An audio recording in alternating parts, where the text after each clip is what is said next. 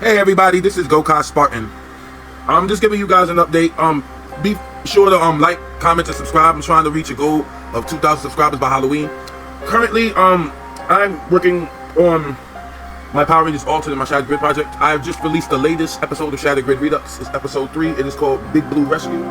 And in this video, I'm just going to go over some details in the making of the video and various other things as well.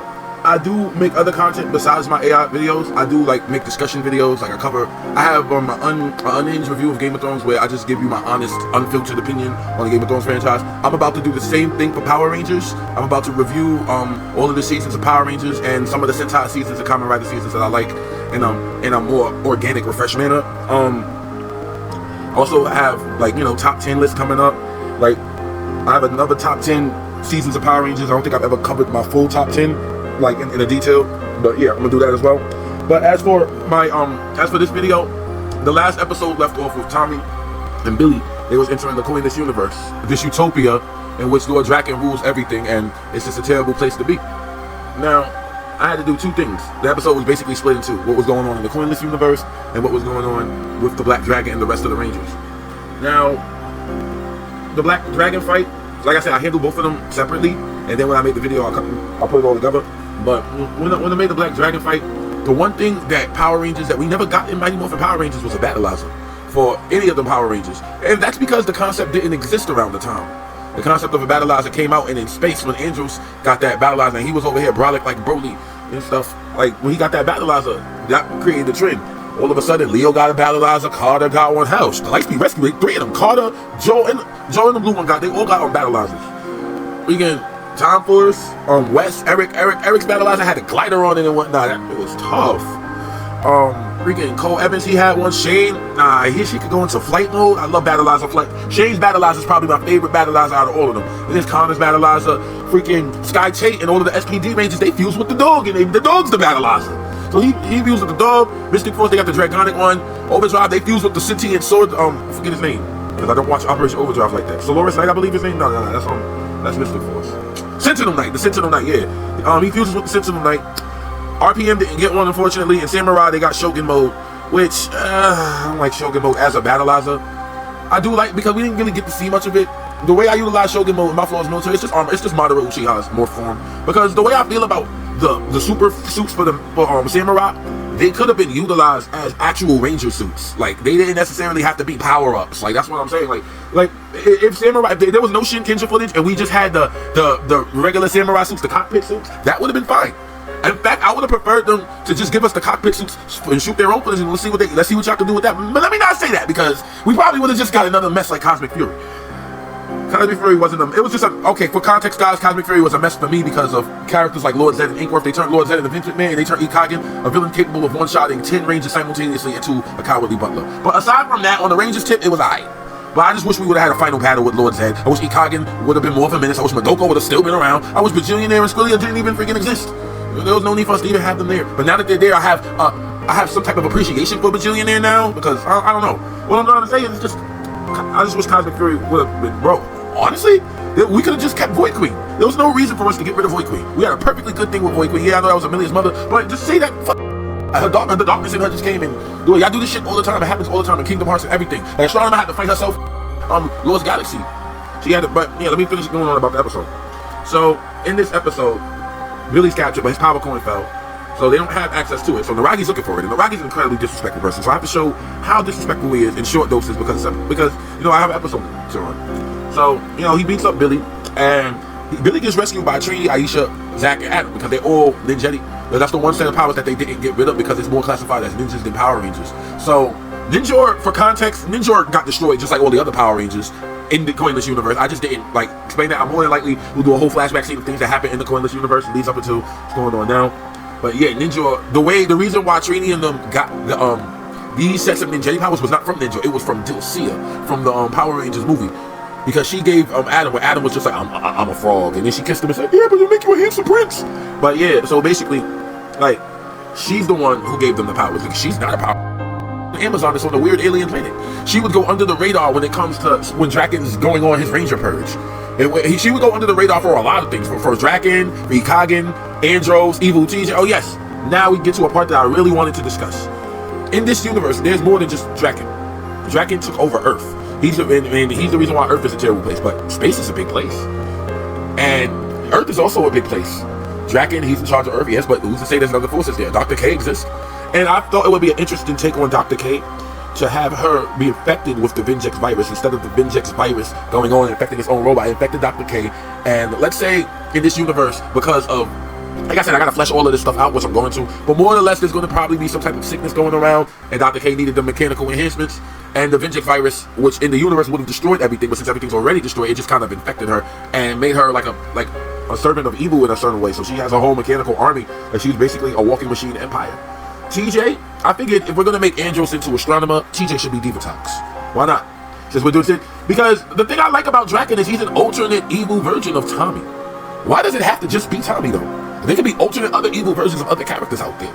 It could be like, you know, like I said, there's gonna be an evil TJ, an evil Andros, an evil Dr. K. I don't like most of the people got smoked in the Coinless universe, and when the Shattered Grid project is long gone, and I'm still going because I plan on following the comic book to a certain degree, but adding my own little twist to it. The story is still my own Redux, but I'm still retelling the Shattered Grid story. But even after this is long gone, the Coinless universe would still exist, and I do plan on touching on things.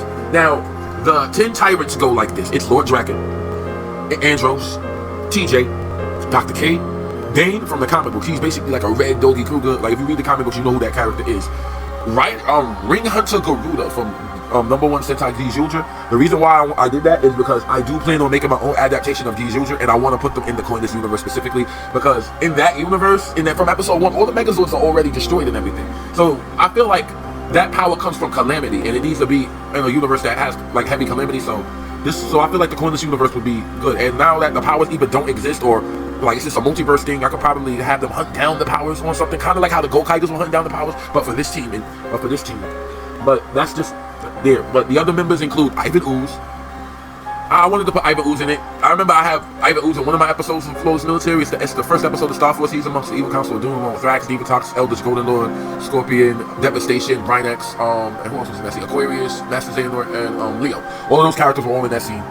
So he was there, but I wanted to do more with Ivan Ooze. Since like the Tangle Warriors is an interesting threat because the Ivan Ooze's minions, they're also Master Vio's minions. In the Flawless Military Universe, Master Vio just got smoked by Sasori, so the Tangle Warriors are going to be utilized as puppets for Sasori there.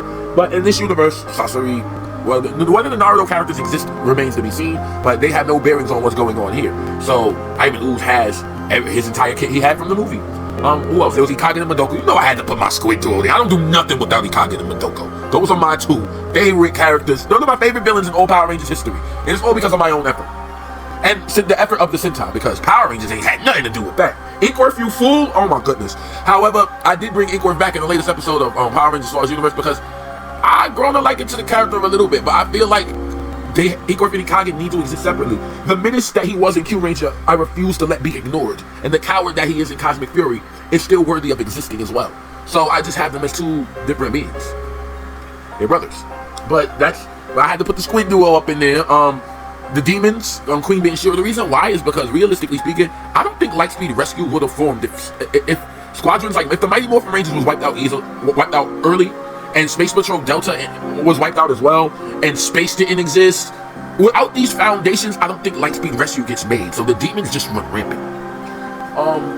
Like I said, Dane, he was another one. He basically shows up and beats up the Mighty Morphin Power Rangers in the comic books. You would think he has shit to do with SPD, but no, he's just from Doggy Kruger's home planet. He's just the same species as Doggy Kruger. But yeah, he's gonna be another one. But yeah, the 10 tyrants essentially, they're gonna be a problem. They're gonna be a threat lingering in the background. Like the Flawless Military Universe has to worry about the Galactic Crash Outs. The Shattered Grid Universe has to worry about the Lord Draken and the 10 tyrants. Now, when it came to like making like the episode, I had to like include Saba in there. It's just that in my mind, the story could be told with or without the damn sword. So it's like I have to remember that he's there. So I do include him in there. It's just that it's just a sword. I know he's a character and stuff, but it's just like, like my biggest problem with creating is I like too much stuff and there's too many characters and too many moving pieces moving at once, which I love it that way because I'm a Kingdom Hearts fan. Kingdom Hearts is a convoluted mess. Before they made the remixes where they had all the Kingdom Hearts games in one, you had to get different systems to play that. If you wanted Dream Drop, you had to get a DS. If you wanted to play Kingdom Hearts 2, you had to get a PlayStation. If you wanted Birth by Sleep, you had to get a PSP. It was hard. They made you work to keep track of things, and that's what I do in my stories when I tell them, because that's how I like telling them. But like I said, because I operate that way, I forget certain characters even existed sometimes, like but Alpha sometimes. But I'm going to continue to, like I said, Saba. Towards the end of the video, you see him with Draken, because Saba is the reason why Draken was able to get out of Promethea in the first place. Now, like I said, Promethea is an interesting organization because they're basically essentially Power Ranger cleanup. But I feel like in order for an organization to exist like that, they need help and they need funding. And they would get funding from these two places, Space Patrol Delta and the SCP Foundation. The SCP Foundation, because Beatrice Gravestone and her brother Dexter, they're both members of the SCP Foundation, but she's also an intern for Grace Sterling here for monitoring the Power Rangers crisis and things like that.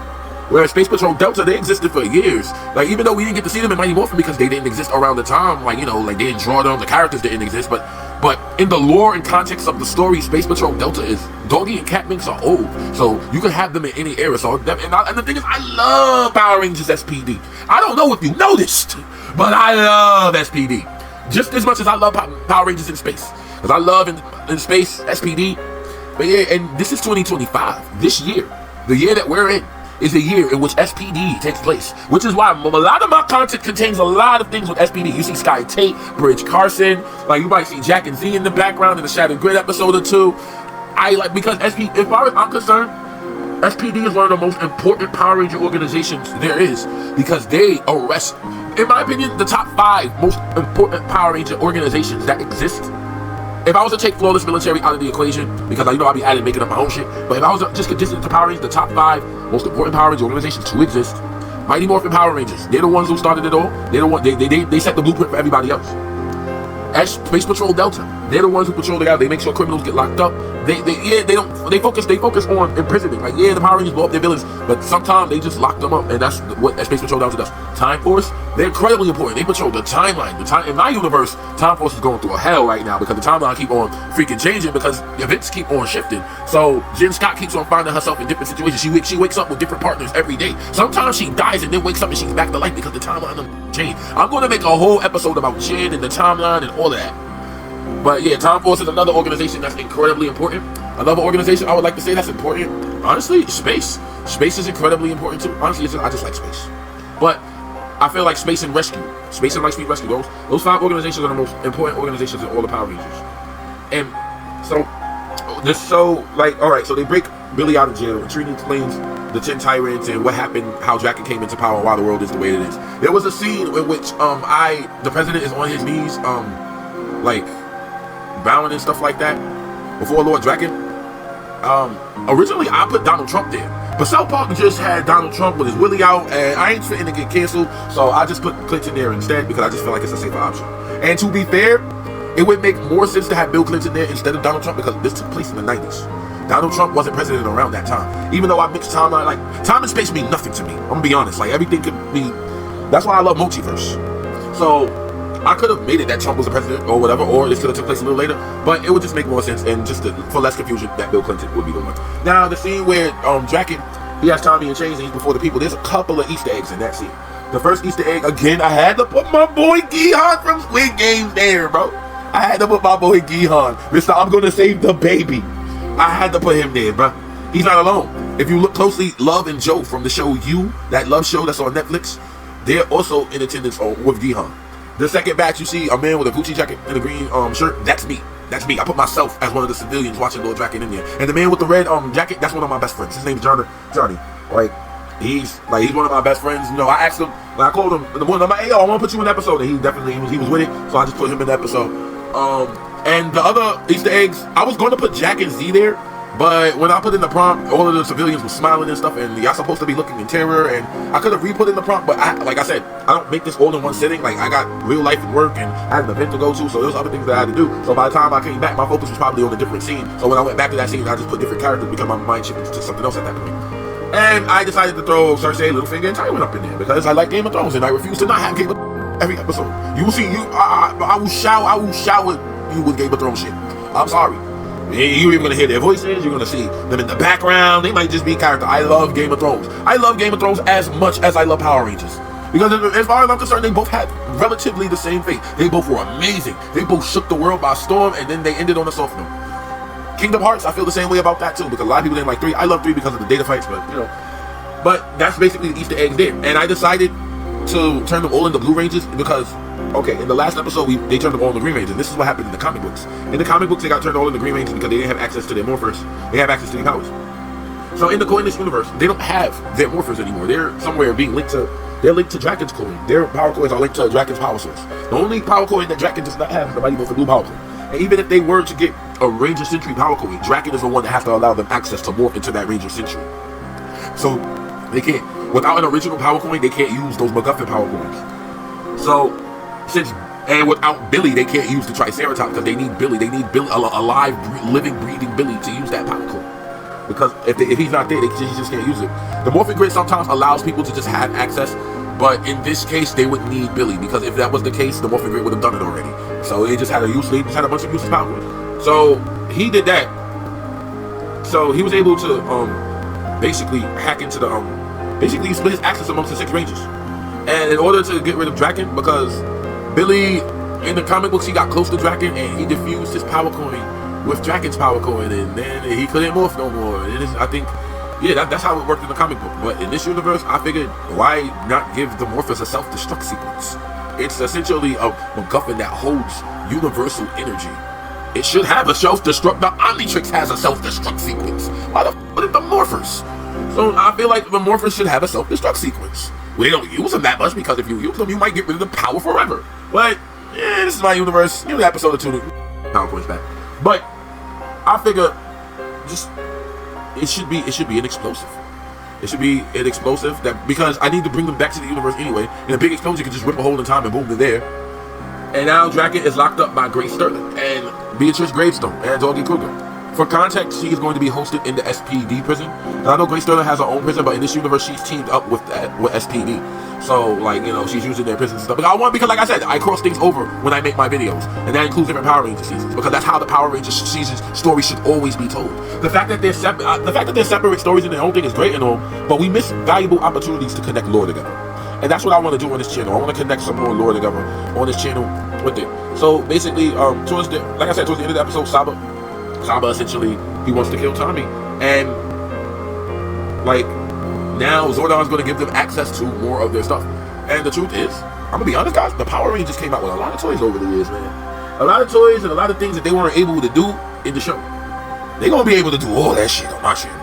You're gonna see the most powerful Mighty Morphin Power Rangers you've ever seen. Just you wait. And I'm gonna leave this video at that. Please feel free to like, comment, and subscribe. I just want to hit the goal of 1,500 by October.